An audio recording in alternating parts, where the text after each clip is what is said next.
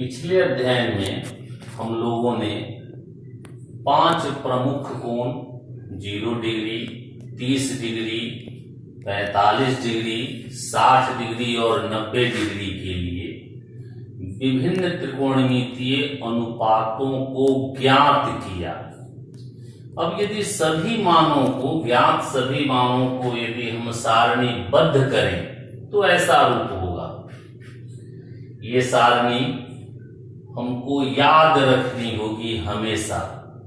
ऐसा न हो कि प्रश्न में जब असुविधा हो तो हम ढूंढने लगे कि साइन 45 का मान क्या होगा, tan 60 का मान क्या होगा। आप सबों से उम्मीद है, अपेक्षा है कि आप इन सभी मानों को याद कर लेंगे। इस सारणी में जो मान दिए गए हैं उनको हमने ज्ञात किया है, उसको हमने समझा है, जाना है, लेकिन इसके कुछ और गुणों पर अभी हम लोग ध्यान देंगे। जैसे साइन के लिए जो माने दी गई है, जरा हम लोग उस पर नजर डालें तो कोण जो है वो क्रमिक रूप से बढ़ रहे हैं, कोण का मान बढ़ रहा है। तो फिर साइन का मान देखिए, साइन के मान में भी उत्तरोत्तर वृद्धि हो रही है, परंतु कॉस के मान पर यदि आप नजर डालें तो पाएंगे कि कॉस के मान में कमी आ रही है। ऐसा ही tan और sec, tan कोसेक और सेक कॉट के लिए है। तो हम फिर से आपका ध्यान आकृष्ट कराएंगे, ये साइन, tan और सेक, इस तीनों का मान थीटा के बढ़ने से बढ़ता है, बढ़ रहा है। आप जो है देखें, साइन का, tan का और सेक का मान थीटा के बढ़ने से बढ़ेगा, परंतु कॉस, कॉसेक और कॉट का मान यदि आप ध्यान से देखें तो पाएंगे कि इन लोगों का मान थीटा के बढ़ने से घटता है। दूसरी और बात पर हमें ध्यान देनी है कि साइन थीटा जो 0 से प्रारंभ होकर 1 तक पहुंचती है और कॉस थीटा जो 1 से प्रारंभ होकर 0 तक पहुंचती है, इनका जो दायरा है वो 0 से 1 तक है। ये मान न 0 से कम है न 1 से ज्यादा है, और इस तरह से हम कह सकते हैं कि साइन थीटा और कॉस थीटा का न्यूनतम मान 0 होता है और अधिकतम मान 1 होता है। tan और कॉट पर यदि हम नजर डालें तो ये मान 0 से प्रारंभ होकर और परिभाषित तक जाता है। कॉट पर नजर डालिए और परिभाषित से होकर 0 तक जाता है। तो फिर इस दृष्टिकोण से हम इनके लिए एक ऐसा निर्णय लेते हैं कि ये जो है tan और कॉट का मान, उसका निम्नतम मान 0 और अधिकतम मान जो है अपरिभाषित होगा।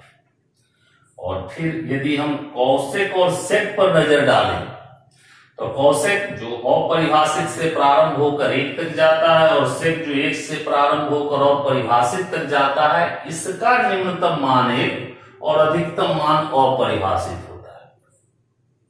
साथ ही 45 डिग्री के लिए साइन और कॉस का मान आपस में समान होता है। tan और कॉट का मान ये भी आपस में समान होता है, और कॉसेक और सेक का मान यह भी समान होता है। ऐसी बहुत सारी खूबियां हैं इन सारणी में, जिससे कि हम बहुत सारे जो है ऑब्जेक्टिव प्रश्नों का समाधान कर सकते हैं। आप सबों से अपेक्षा है कि आप इस मान सारणी को याद रखें, इसके जो है न क्रमों को, गुण धर्मों को देखें, समझें, और ज्यादा से ज्यादा प्रश्नों से जो है न आप मिलें, उनको बनाएं, हल करें, जिससे कि आपका अनुभव बढ़े। इस मान सारणी से जुड़े कुछ एक प्रश्न हम उदाहरण में आपको दिखाना चाहेंगे।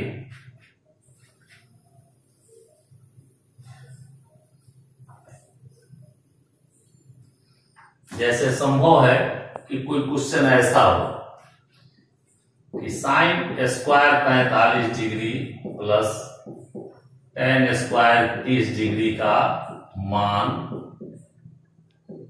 क्या होगा। हमने अपने वीडियो के लिए बड़ा ही आसान सा प्रश्न लिया है। संभव है आपके प्रश्नावली में ऐसे भी प्रश्न होंगे, इससे जटिल भी प्रश्न होंगे, और जटिल कुछ नहीं होता है। मनुष्य चाहे तो सारे जो है जटिलताओं को सरलता के रूप में परिवर्तित कर सकता है। आइए हम इसका समाधान देखें। तो साइन 45 डिग्री जो प्रश्न है पहले वो लिख लेते हैं। Sorry, sine square 45 degree plus cos tan square 30 degree. इसका मान हम जानते हैं 1/√2, इसका होल स्क्वायर प्लस इसका मान हम जानते हैं 1/√3, इसका होल स्क्वायर। ये बनेगा 1/2, ये बनेगा 1/3, जोड़े दोनों को तो ये परिणाम हमको मिला 5/6।